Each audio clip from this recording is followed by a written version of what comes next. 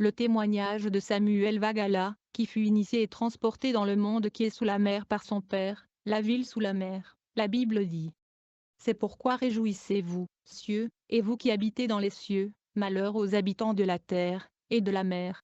Car le diable est descendu vers vous, ayant une grande colère, parce qu'il sait qu'il n'a que peu de temps. Apocalypse 12 verset 12.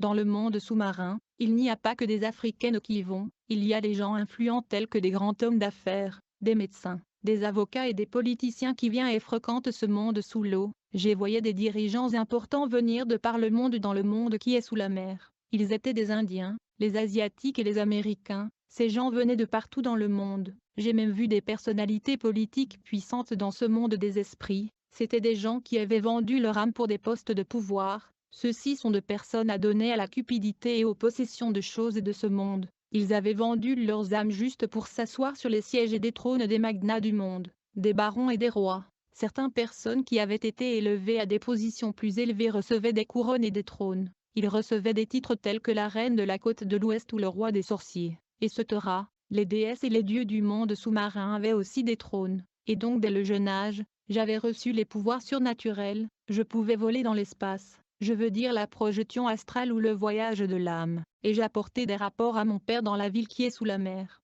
Une fois j'ai été envoyé pour représenter mon père en Inde. Je n'ai pas volé dans l'avion. Je quittais mon corps et j'ai invoqué le démon qui entra dans mon corps et qui animait mon corps pendant que j'étais hors de mon corps en Inde. Mais toute personne qui pratique le voyage astral est en grande partie possédée par les démons. L'esprit démoniaque occupe le corps pour le maintenir en vie pendant que cette pratique diabolique se produit.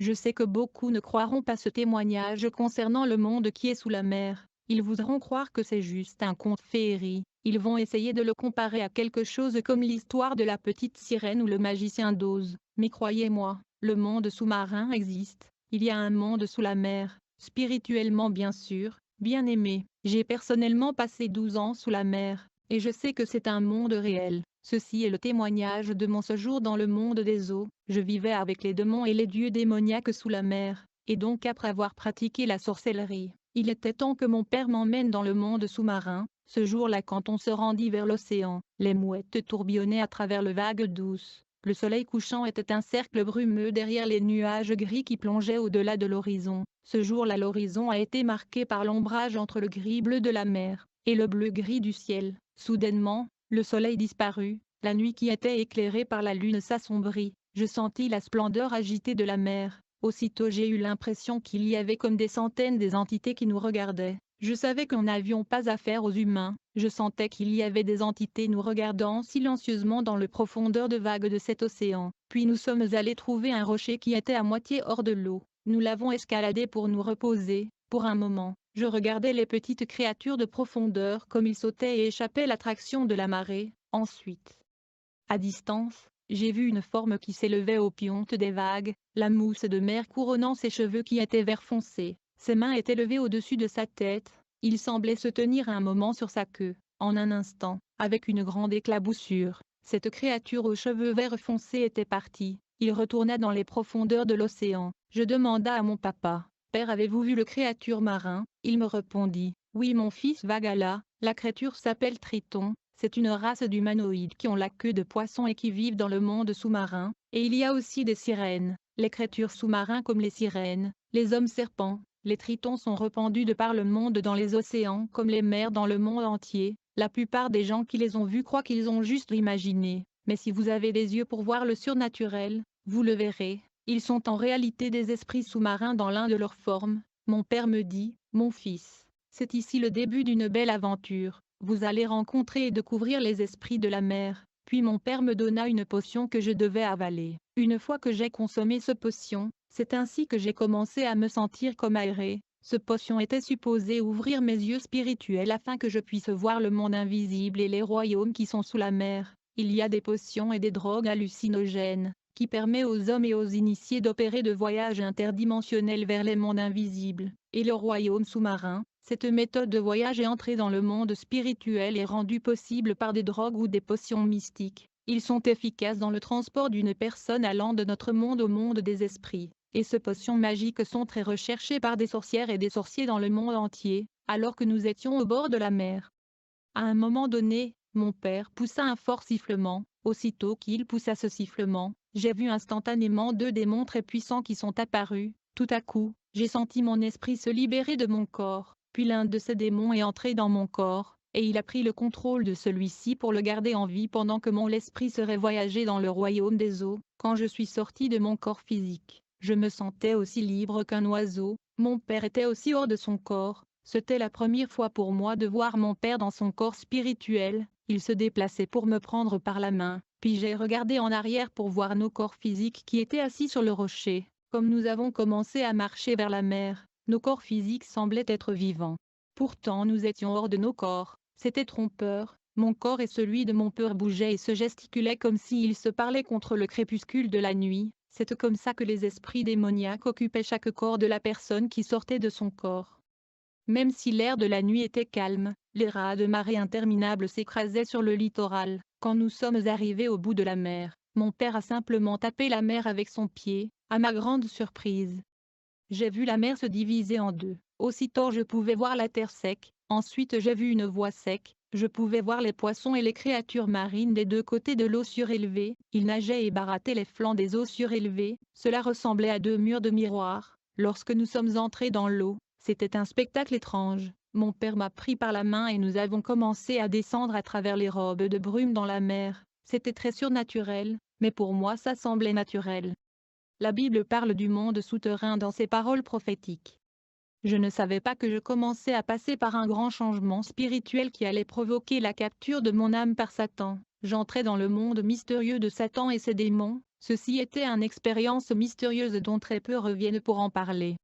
Les courants de crête ont continué à s'écarter pendant que nous marchions en descendant vers la partie la plus basse de la mer. Je me suis arrêté et j'ai pris l'un des coquilles. J'ai mis la coquille contre mon oreille. Je pouvais entendre le battant de la mer. Tout à coup, il y avait comme des lumières scintillantes et des ombres mobiles. Il s'élançait derrière une colline accidentée et montagneuse, couverte d'algues. Puis j'ai vu un groupe des entités géants qui tournoyaient autour de cet endroit montagneuse. Ces êtres étaient un peu plus grands que les hommes terrestres.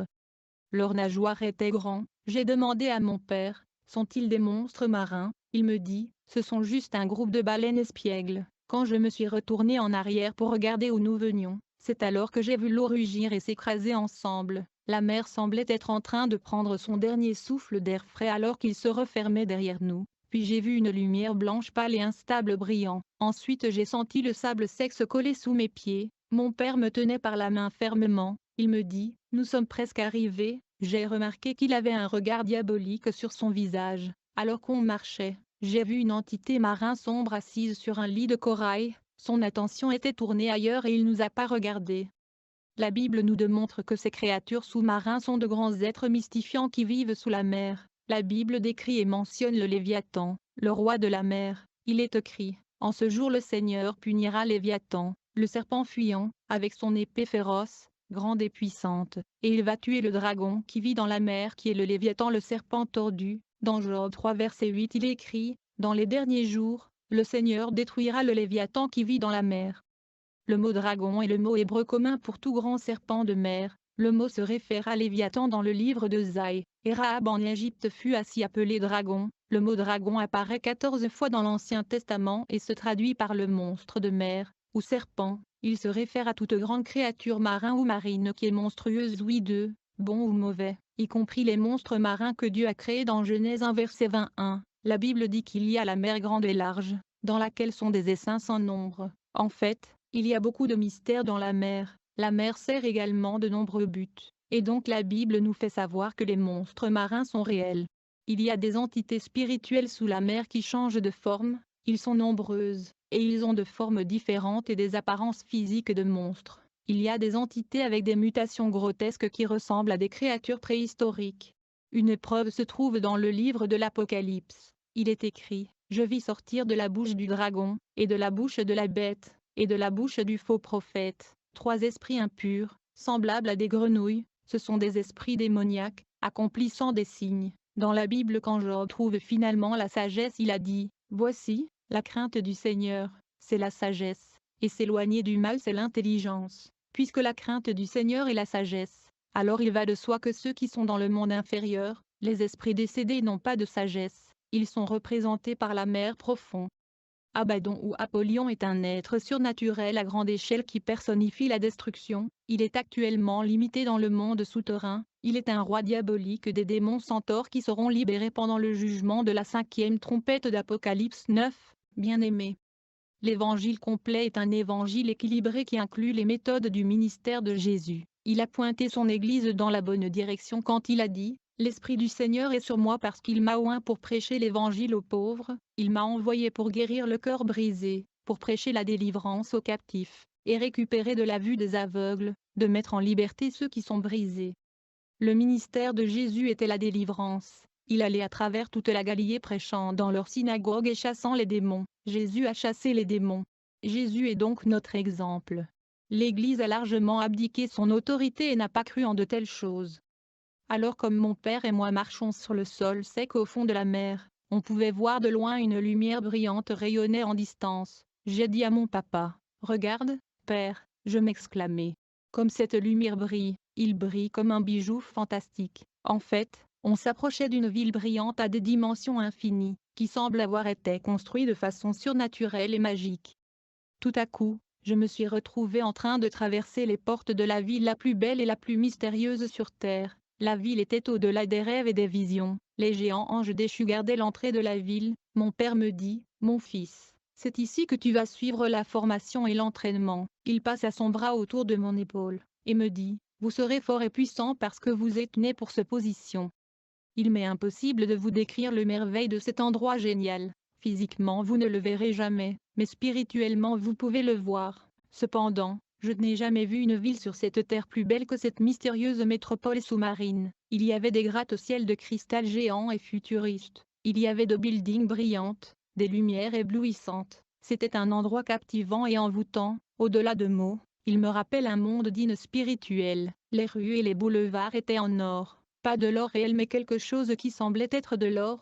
Il n'y a rien dans notre monde qui puisse se comparer à cet endroit captivant. C'était un monde magnifique, majestueux et ravissante. Il ressemble à une dimension apocalyptique, un royaume des féeriques.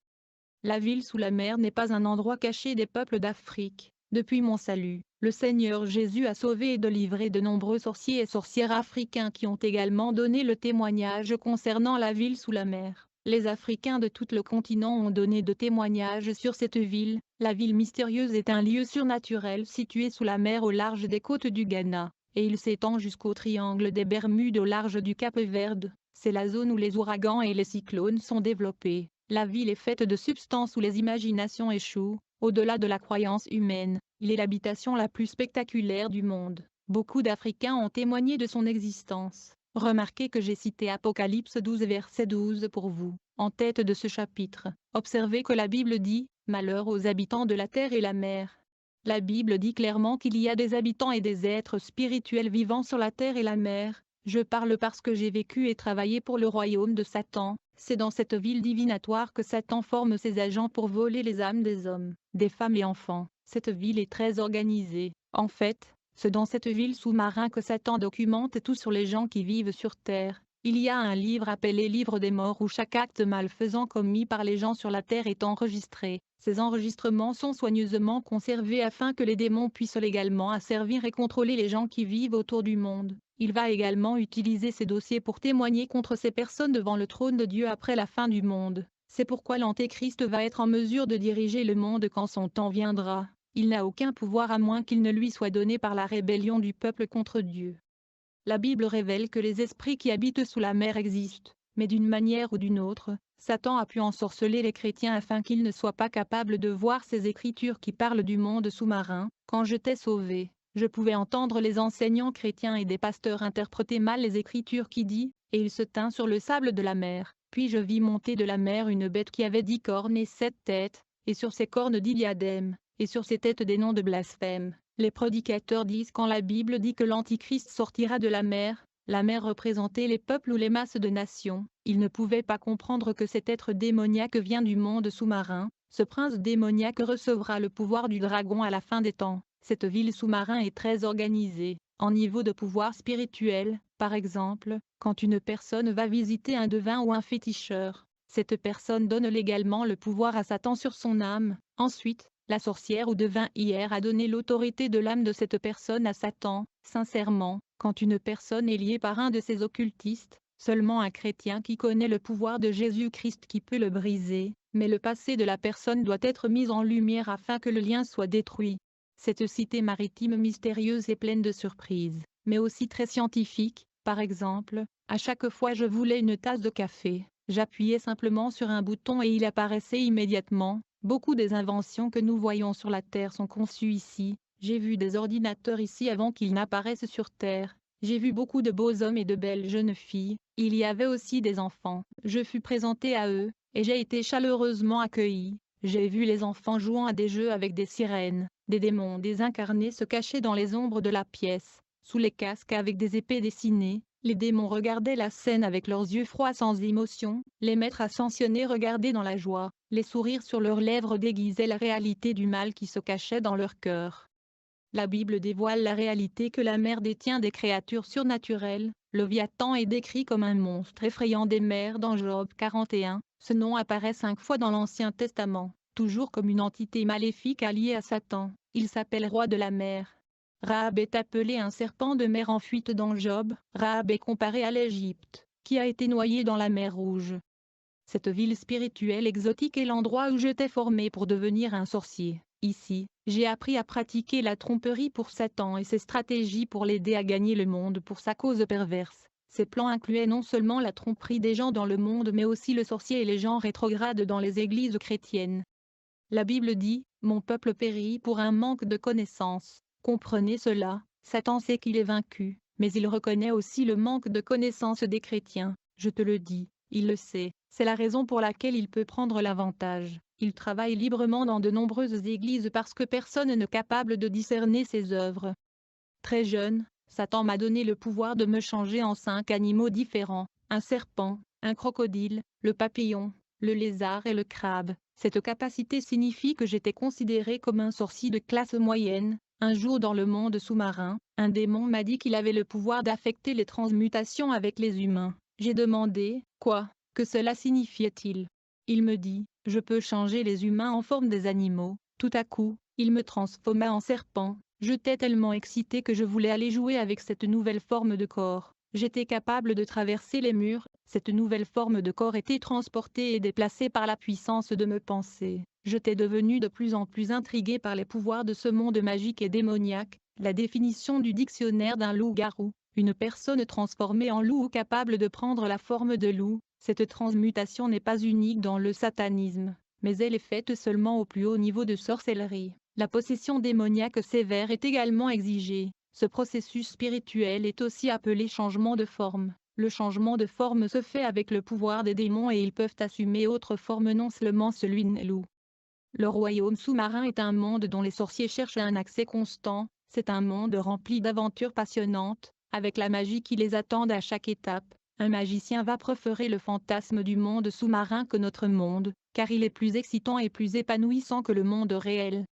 En Afrique, un sorcier de classe moyenne est considéré comme une personne très puissante. Cela signifie que si une autre personne prétend être une sorcière ou un sorcier puissant, mais s'il n'est pas puissant, il sera éliminé. Si vous servez Jésus, il faut savoir que les démons essaieront aussi de vous tuer. Dans le royaume des ténèbres, le sorcier essaye de tester la puissance de l'un à l'autre. Si un sorcier rencontre un autre sorcier qui prétend être puissant, il va essayer de tester sa puissance. Il y a toujours de tests de puissance dans le monde spirituel. Ce test s'étend de même aux chrétiens qui disent avoir un pouvoir spirituel. Je veux dire, quand un sorcier rencontre un chrétien, il va tenter de tester sa puissance. La façon dont ce test fonctionne est ceci. Le sorcier va survoler la maison du chrétien, et va essayer de scanner et scruter les chrétiens avant qu'ils ne tentent de jeter le mauvais sort. Ils doivent scanner les chrétiens afin de s'assurer que ces flèches très enflammées vont atteindre la cible. Partant de ceci, le sorcier envoie d'abord les démons de balayage pour voir s'ils peuvent atteindre la cible,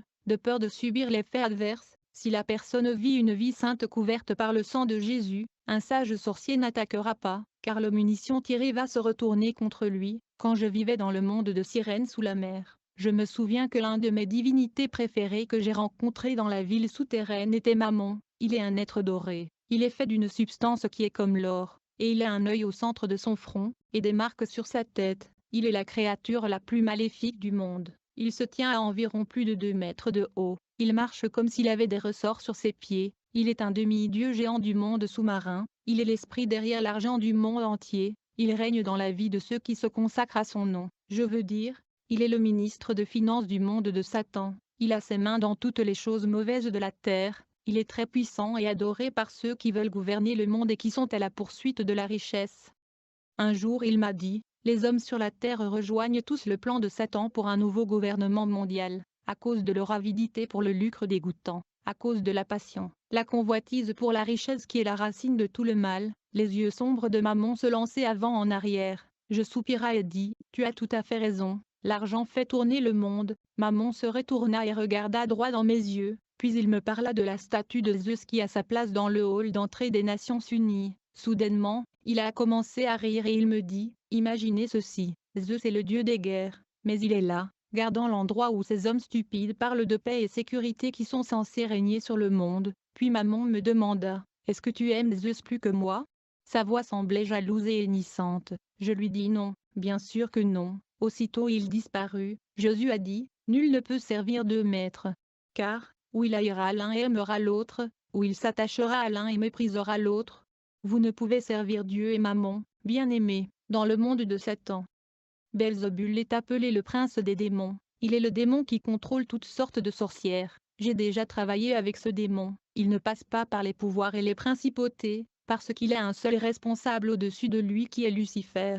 Belzébul, le seigneur des mouches, est en charge de sorcières et sorciers. Il est l'incarnation de la cruauté. La ville sous la mer a beaucoup de dieux et demi-dieux. Ils furent vénérés depuis le début des temps. J'ai vu les formes de ces dieux et déesses. C'est ainsi que dans le monde de Cyrène je voyais le panthéon des dieux et des déesses de l'Égypte antique. Ils ont les formes telles que Baste, la déesse Chat qui est la déesse du plaisir. Le célèbre Isis est connu pour utiliser ses pouvoirs pour guérir l'humanité. Dans ce monde des eaux j'ai vu Mat, la sirène du droit, de la vérité et de la justice, alors que Seth est considéré comme le dieu des forces chaotiques. Nebka qui à la tête de serpent préside au rite funéraire, le dieu de la lune. Dans ce monde je voyais la sirène Jézabel qui est la déesse territoriale qui capture le cœur des hommes et le devis verbal. Il faut noter que tout sorcier et sataniste a un guide ou un démon moniteur sous la mer, qui est son superviseur. Le travail de ce démon guide est de veiller à la formation du sorcier et sataniste. J'avais donc un démon superviseur. Un jour je lui avais posé la question telle que, pourquoi sommes-nous en train de tuer les humains sur la terre? Mon superviseur me répondit quelque chose comme ceci. Il me dit cela est dans la Bible. Il me dit, un jour un homme avait dit, si vous ne mangez pas ma chair et ne buvez pas mon sang, vous ne vivrez pas. À cette époque nous ne savions rien à propos de la Bible. C'est ainsi que nous avons accepté son explication. Nous avons donc commencé à manger de la chair humaine et boire du sang humain pour pouvoir vivre. Certains des démons m'ont dit des choses que je ne pouvais pas comprendre jusqu'à ce que je sois sauvé et délivré. Je me souviens une fois j'ai demandé à un démon, quelle est notre récompense pour tous les meurtres que nous sommes recommandés de perpétrer pour Satan contre l'humanité? Le démon me répondit, si vous voulez une récompense, il y avait un homme qui est venu dans ce monde, il avait vécu seulement 33 ans, puis il est mort, les gens l'ont crucifié, il est mort et le troisième jour il se releva des morts. J'ai demandé, qui était cet homme? Le démon me répondit, nous ne pouvons pas mentionner son nom ici. J'ai demandé au démon, est-ce un musulman? Il me dit, non. J'ai demandé, est-ce le Bouddha? Il me dit, non, ce n'est pas le Bouddha. Il me dit, si vous voulez une bonne récompense, repentez-vous. Nous les esprits ne pouvons pas nous repentir, mais vous, vous êtes un être humain, créé à l'image de Dieu, vous avez encore la chance. Les hommes peuvent se repentir mais nous ne pouvons pas nous repentir. Il y avait un homme qui est venu dans le monde, il a vécu seulement 33 ans, il a été crucifié, il mourut et fut enterré, et le troisième jour, il a été ressuscité de mort. J'ai dit à ce démon, pouvez-vous mentionner son nom? Il me dit, chut, nous ne pouvons pas mentionner son nom. C'est alors que je lui ai demandé, est-ce qu'il y a quelqu'un de plus puissant que notre peuple dans le monde sous-marin? Il me dit, bien sûr, il est 100 fois plus puissant que nous. C'est alors que j'ai commencé à lui mentionner les principautés et les princes puissants du monde de Satan. Il me répondit, cet homme-là était une centaine de fois plus fort que les princes et les principautés de notre monde. Finalement je lui ai demandé s'il y avait quelqu'un dans l'univers qui était plus puissant que le gourou. Dans le monde sous-marin on appelait Satan le gourou. C'est alors que le démon me répondit, cet homme-là est plus de 10 fois plus puissant que le gourou. J'ai lui demandé, qui est donc cette personne? Il me dit, les gens qui suivent cet homme dont je parle nous les appelons des rebelles. Il me dit, si tu suis cet homme, tu ne souffrirais pas comme nous dans le lac de feu et du soufre. Je ne savais pas de qui ce démon parlait, parce qu'il a dit qu'on lui avait interdit de dire le nom de cette personne, la Bible dit. C'est pourquoi aussi Dieu l'a souverainement élevé, et lui a donné le nom qui est au-dessus de tout nom, afin qu'au nom de Jésus tout genou fléchisse dans les cieux, sur la terre et sous la terre, et que toute langue confesse que Jésus-Christ est Seigneur, à la gloire de Dieu le Père. Et donc cette étrange métropole sous-marine est utilisée pour fabriquer des choses et vont divertir et distraire les habitants de la terre de sorte qu'il n'est pas de temps pour Dieu. Satan utilise les dieux de l'argent, le déesse de la mode, les esprits des perversions, de la pornographie, des sirènes du tatouage et de piercing avec des bagues. Ces démons produisent également de nouvelles inventions. Il y a aussi des laboratoires dans lesquels des articles sont inventés pour gagner les âmes des gens facilement. En conséquence, les gadgets électroniques sont imaginés ici avant qu'ils n'apparaissent dans le monde. Par exemple, je me souviens avoir vu des ordinateurs dans le monde qui est sous la mer au début des années 70, avant qu'ils ne soient matérialisés et ne deviennent populaires dans le monde. Les ordinateurs s'explosent et finiront par remplacer le téléphone et la télévision. De plus, l'Internet n'est pas réglementé, donc il est rempli de musique maléfique, de la pornographie, de la sorcellerie et de sites de jeux vidéo démoniaques diaboliques. Donc l'Internet est devenu la cour de récréation de Satan. C'est une fenêtre ouverte pour que des millions de personnes tombent dans la méchanceté. En tout cas, l'ordinateur est l'une des inventions les plus puissantes de Satan à ce jour. Par ailleurs, sous la mer dans les villes urbaines de Cyrène, il y a des télescopes, des télévisions qui semblent surnaturelles. Celles-ci sont des machines qui sont données aux sorciers et satanistes, pour qu'ils les emmènent chez eux à la surface, afin qu'ils puissent surveiller leur famille ou des chrétiens. C'est ainsi qu'il y a des téléviseurs qui permettent aux agents sorciers et satanistes de suivre les mouvements des chrétiens, et de suivre les plans des églises auxquelles ils sont assignés et affectés. Satan invente également de nouvelles modes pour piéger les hommes et gagner leur âme. Le monde sous-marin de Cyrène est à la base de choses telles que le piercing qui est devenu populaire, le tatouage qui est devenu le style chez beaucoup. Il invente des outils et instruments électroniques, comme les ordinateurs, les crèmes que nous utilisons, les parfums et déodorants, les cosmétiques, de belles voitures et des choses fantastiques qui vont divertir l'humanité, afin qu'il puisse gagner le monde et emmener l'humanité entière avec lui dans le lac de feu et du soufre. Les occultistes désirent profondément passer une grande partie de leur temps dans le monde fantastique qui est sous la mer. Ils peuvent voyager là par voyage astral, dans lequel leur âme quitte réellement leur corps pour aller dans la dimension invisible. Bien sûr, un esprit démoniaque doit rester dans leur corps pour l'empêcher de mourir. Dans le monde sous-marin, certains des démons au fond de la mer apparaissent sous la forme des humains tandis que d'autres ont leur nature et corps des anges déchus. Ils apparaissent comme des dieux et des déesses. Certains sont comme des anges de lumière, tandis que d'autres ressemblent à des monstres mystiques. En fait, vous pouvez voir les formes et apparences de certains de ces monstres en allant dans un magasin de musique rock et roll, en regardant certaines des couvertures des albums cassettes, car ils se sont révélés aux artistes musiciens qui sont connus dans l'industrie de la musique. En outre, ils se sont exposés à de nombreuses personnes qui inventent de jeux vidéo démoniaques, les réalisateurs et studios qui promotent le film d'horreur. Je dois avertir le lecteur que vous ne pouvez pas être pur quand vous vous exposez au monde fantastique démoniaque de Satan. Ces esprits impurs s'attachent à ces articles démoniaques, ensuite, ils entreront dans votre maison et ensuite dans votre corps. Croyez-moi, après l'exposition, vous serez tourmenté à moins que vous ne soyez assez chanceux pour recevoir Jésus-Christ et recevoir la délivrance.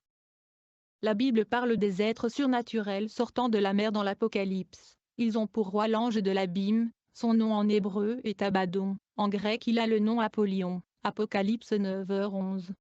Les êtres surnaturels, Léviathan, Zéra parcourent les mers et se battent pour le contrôle des entrées du monde souterrain. Au cours de la prochaine période de tribulation, ces forces perverses gagneront finalement la libération de leurs camarades ci-dessous, y compris leur roi Abaddon. Le Seigneur permettra à Satan de libérer deux êtres démoniaques de l'enfer, comme le scorpion centaure de l'Apocalypse 9 versets 1 à 11. Ils sont au nombre de 200 millions de cavaliers démoniaques. Dans ces deux groupes, nous voyons la forme des chevaux. Ces scorpions centaures dont l'apparence est comme de cheval et de scorpion, ils seront lâchés pendant la tribulation pour tourmenter les hommes pendant 5 mois, quel que soit ce tourment. La Bible dit la malédiction de ce fléau est que les hommes chercheront la mort et ne la trouveront pas, et ils voudront mourir et la mort fuira loin d'eux. Le monde spirituel et le monde surnaturel du démoniaque, alors que dans cette dimension, l'esprit de la personne peut être complètement trompé par l'hôte démoniaque. Dans ce contrôle hypnotique démoniaque, les sorciers font des expériences de contrefaçon qui le font se sentir vraiment béni et très gratifié. Dans le domaine surnaturel démoniaque, j'avais tellement d'autorité spirituelle que beaucoup de leaders mondiaux ont été placés sous moi spirituellement. Après mon expérience de salut, j'ai promis à Dieu de ne pas mentionner leur nom. Quand je les voyais, j'ai flashé un signe démoniaque avec mes doigts et ils me souriaient. Je pensais que j'avais tout pouvoir, mais ce n'est qu'après avoir reçu Jésus que j'ai découvert que ses puissances et pouvoirs avaient contrôle sur moi.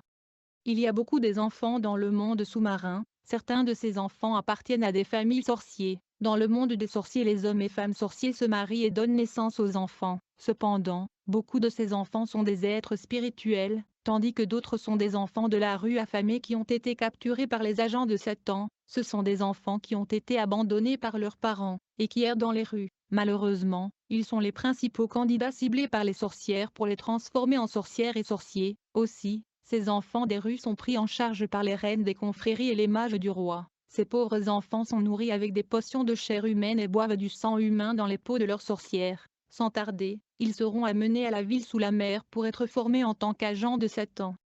Une fois qu'ils viennent à la ville sous-marine, ils passent par des rites d'initiation impliquant le chant et ils sont baignés dans le sang humain, en utilisant des sacrifices humains et animaux. Ici, le sang humain est utilisé pour apaiser les demi-dieux. En échange, ils espèrent être bénis par ces dieux par de bonnes fortunes.